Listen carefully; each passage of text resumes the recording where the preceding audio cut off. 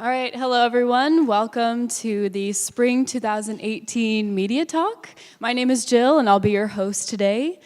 Today we will be hearing from Mr. Bob Davidson. He is the Vice President of Community Relations and Integrated Marketing at Mercy. Our interviewers today are Matt Williams and Krista Krekeler. When they're finished with their interview with Mr. Davidson, we will have a question and answer session where you may ask him any questions you may have. So, Matthew and Krista, take it away.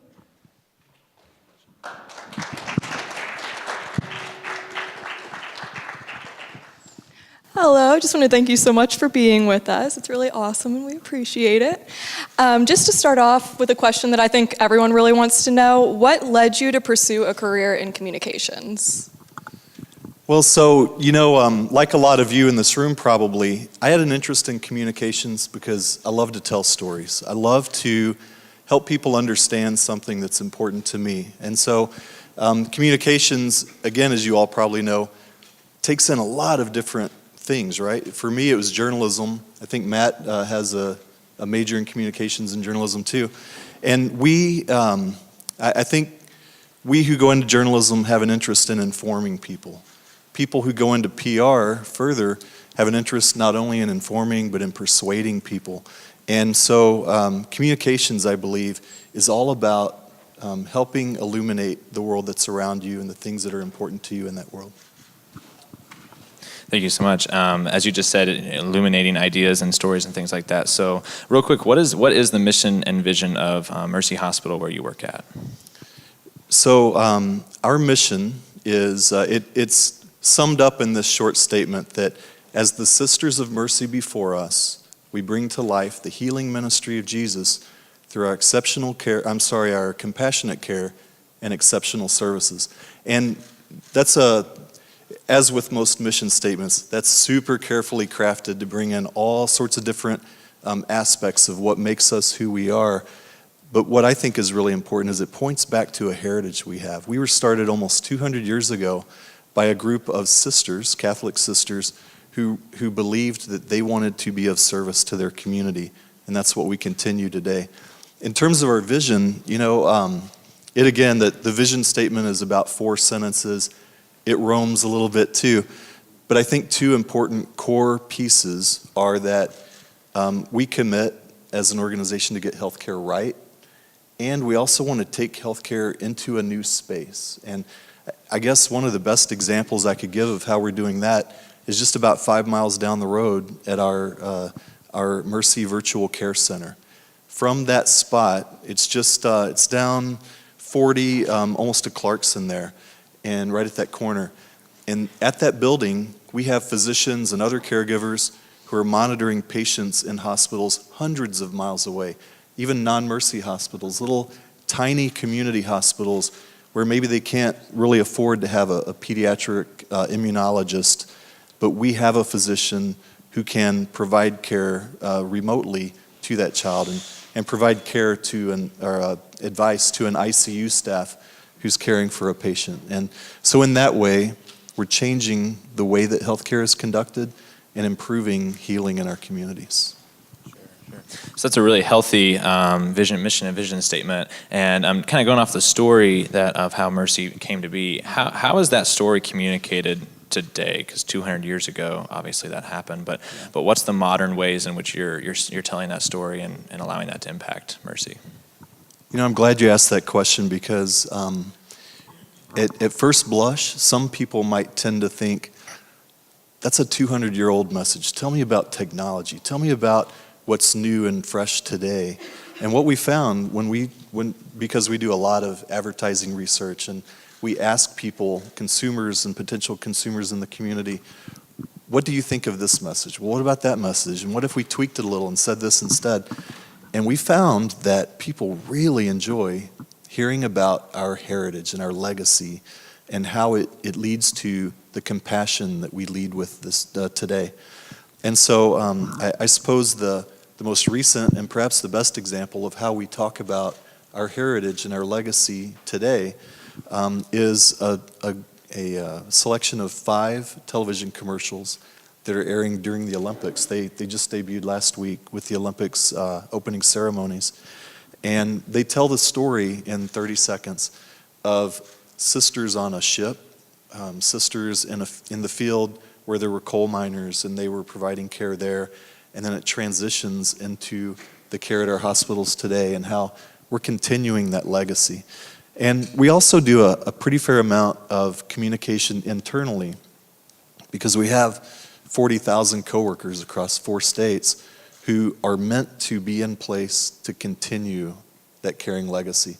And if one person isn't in touch with that and they treat a patient poorly or they don't give their very best, they're not living up to that legacy and we're not true to who we say we are. So we communicate a lot with our coworkers and all the people within Mercy about how important that legacy is.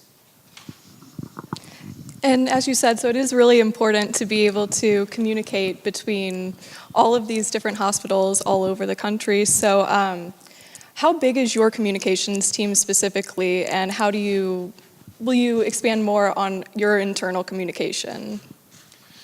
So thanks Krista, we have just over 100 people who are part of our communications function within Mercy. And that includes folks who work in what we would call our internal agency. So we have people who concept and storyboard advertising, and the people who shoot it, the people who edit it. We have designers and copywriters and people like me who are mostly good for nothing but staying out of the talented people's way. And we really try to do everything within Mercy, within our own house. A lot of healthcare organizations will work with an agency, for example, to develop their advertising and maybe even to develop community newsletters and things like that. We do it all in-house. So 100 sounds like a lot of people, but when you divide up that much work and you spread it out amongst that large a geography, it seems too small sometimes. And I think you asked too, there was a follow-up to that, how we're going to continue to deliver so there are, when you're talking about 40,000 people, that's an awfully huge crowd to try to communicate with. So we have the same tools most organizations do. We have newsletters and blogs and of course email, but we also know that there is no substitute for the communications that you get directly from the person who is your supervisor. And so what we try to do is really arm managers and supervisors with information not only about what we want people to know, but why they need to know it. Why is it important? And as often as we can, we tie it back again to those sisters and to the mission that we have, the healing that we need to bring to a community. Sure. Would you mind speaking to real quick about the difficulties that come with having multiple hospitals and you've got fantastic things to do internally, but how do you make each hospital feel local? I think most consumers would say that's important to have a local doctor, local hospital. What is your guys' approach in doing that? Yeah, I couldn't agree more, Matthew, about how important it is that things feel local. So you might think of a person sitting in an armchair in St. Louis probably doesn't care that much about the offerings that we have in Rogers, Arkansas, or in Oklahoma City, Oklahoma. And likewise, that person sitting out there may not even know that we have a hospital in St. Louis, and it's largely irrelevant to that person. And so I guess the best way I could answer your question is to say that we have sort of an umbrella marketing message that we want to try to get across as Mercy. And that informs a lot of the local work that we do. But in each community in which we serve, we develop a marketing plan. We determine what things are most important to the people in this community. And we don't determine that from St. Louis. We ask the people in that community, what's important to you? What do you need from us? How can we best serve you? And then we develop that operationally. We develop that from a communications perspective as well. Yeah, would you mind explaining real quick how exactly you go about retrieving that data? So is it through surveys? Is it through phone calls? How do you kind of, start that point of researching a local community? Yeah, so that's a really interesting question, and it has tendrils that run 1,000 miles in every direction, and it's all because of data. So we absolutely do research. We We do phone research. We do in-person focus groups and for qualitative information. But data has really brought forth what you might consider the fourth industrial revolution. So not to turn this into too much of a history class here, but it's, I think, widely accepted that there have been three industrial revolutions up to this time. There was the advent of steam, which brought new avenues for manufacturing and for locomotive transportation, across wide distances, and that really drove a new age from agrarian to an industrial society. Next came electricity, and that meant mass production and much faster production of goods and transportation of those as well. Then came computers and the internet, and everything exponentially just exploded in terms of what we could do, how we could deliver it, not just in healthcare, but in everything, everywhere. And I believe that there's a wide sentiment that we're now into a fourth industrial revolution, which revolves around data, the use of data, and how it can help us. So I suppose to give you an example, I could say, if you've gone and purchased shoes with a credit card, we know, the universal we, not we Mercy, know a lot about you, like a lot more than you're probably comfortable with us knowing about you, and about me, for sure. We know about your purchasing behaviors. We know a lot of lifestyle information, and of course your demographic information, obviously. And all of that can help inform decisions that we make as a healthcare provider. And you have to, there's an awful lot of information out there. You have to commit to using it ethically, to using it the right way.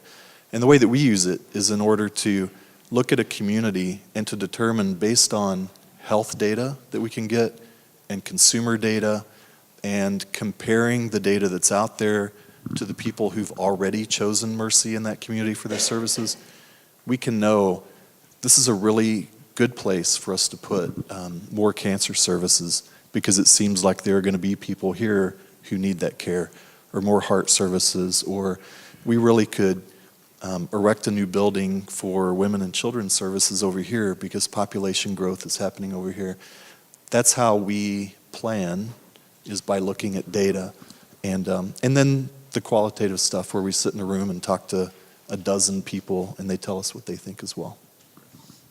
Awesome. Big answer, sorry about that. All right, so you talked a little bit about technology shifting just as time has been going on. So my question is, how does that affect your social media presence as a hospital versus, or a company in the healthcare industry versus maybe other industries? How do you manage your social media presence?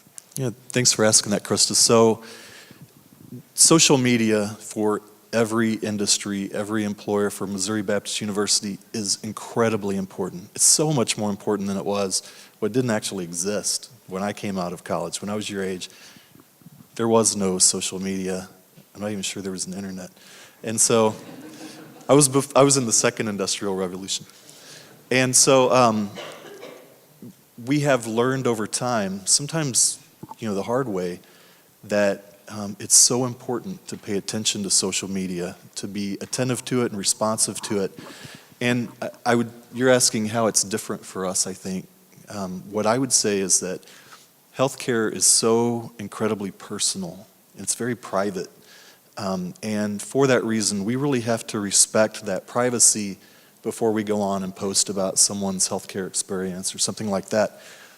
We also have to be okay with the idea that because it's so personal, people get really enthusiastic about their healthcare.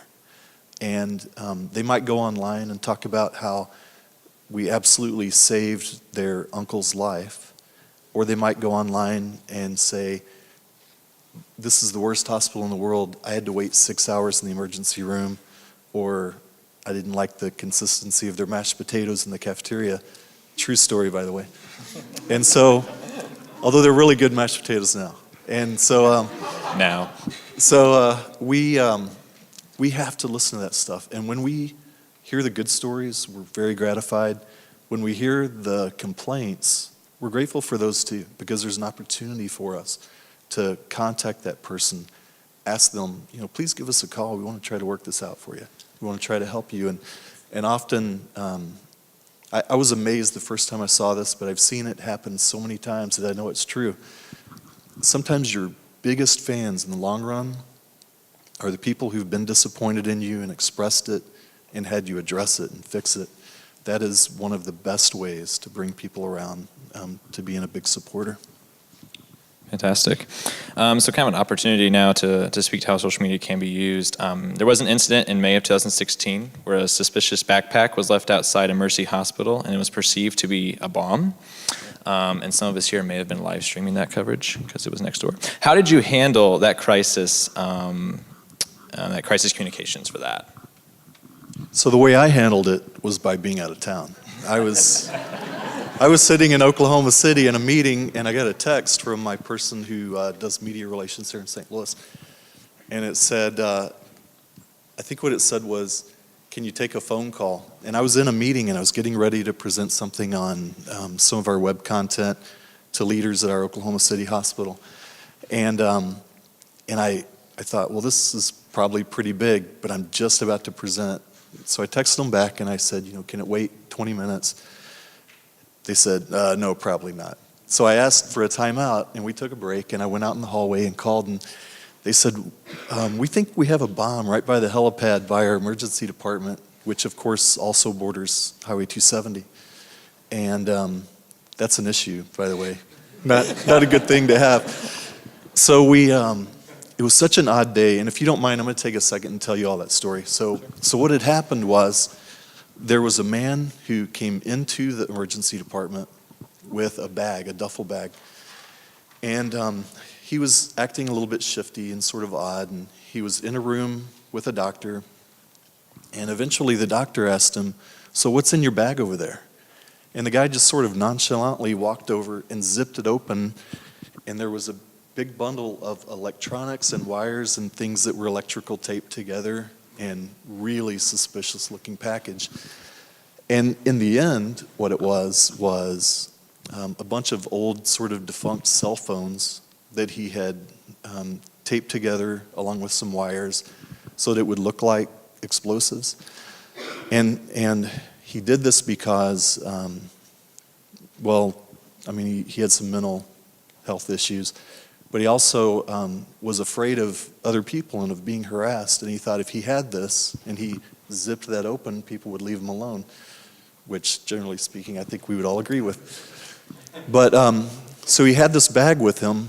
And around the time they were discovering that, another bag, just like it, was discovered sort of in the bushes near our helipad. He had left that second bag out there, and all it had in it was clothes, but we didn't know that. We just knew we had this really suspicious bag inside the ER, a really suspicious bag out by the highway. And so at that point, the police, first responders, of course, fire departments and everybody, they all come out, and they brought out this really cool, awesome-looking robot that you probably live-streamed and blew up this poor man's bag of clothes. And so I'm not sure what he wore after that, but probably not those clothes.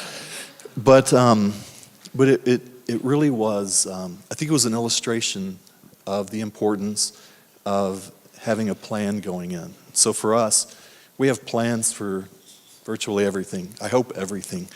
I'm sure something will happen probably this afternoon that I haven't planned for. But having a plan allows you to know going in that when this crazy event happens, we're going to work closely with the police, we're going to work closely with first responders, obviously we're going to work really closely with the news media, and we're going to make sure that we're sharing information, but sharing the right information, the right amount, not to create a public panic, but to create a safe environment for people, and to, even though that turned out to be a false alarm, in this day, it certainly could have been the real thing. So we always have to be ready for that. Awesome, thank you.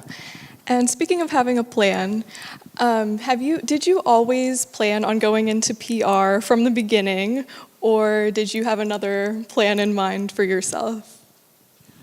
So when I was 7th grade, I guess that makes you 12 years old or something like that, I knew that I wanted to be a newspaper reporter.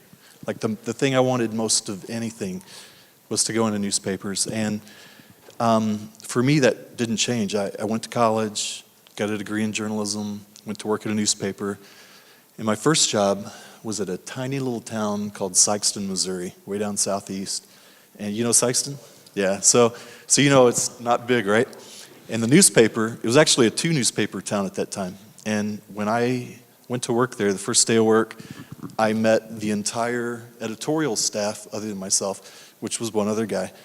And we went to cover our first big story, which was a major tire fire. There was this big field. It was just a dumping ground for car tires. And for some reason, it had caught on fire, and so it was making horrible black smoke and, drifting across the highway. So we went out and we took pictures, and we wrote a little story about it and everything. And the thing that I learned, and I think I'm getting away from your question a little bit, but the thing I learned in that first job was I did a lot of things. Like at that first newspaper, being one of 2 editorial people, I wrote headlines, I took pictures, I worked in the dark room developing those pictures. I wrote news and features and sports, and doing all of those things allowed me to sort of build different muscles, but also allowed me to find out what appealed to me. Like, what do you love doing? And when you do the thing that you love professionally, you get better and better and better at it. And because you get better at it, you get rewarded and you get promoted, or maybe you get a job at another place that is bigger and maybe it pays more, and it's a chance for you to advance in your career. If you start out by doing what you love, then you're going to do it well. You're going to advance. And for me anyway, and we were just talking about this a few minutes ago, for me, my career has had a shape sort of like this. So I started at the newspaper and I did everything. And then I got pretty good at certain things, and it narrowed right down to one sort of thing, which for me was media relations, working in hospitals, working with the news media. And doing that, I was pretty good at it and advanced in my career and developed a reputation and was able to sort of move along and to move to Mercy. And then here at Mercy, it's begun to go broad again because I now have responsibility for a lot of different people doing a lot of different jobs, and I don't have to really do anything. I just kind of hang out and watch them do it all. But for me, it was shaped like that. I don't know if that will be true for you.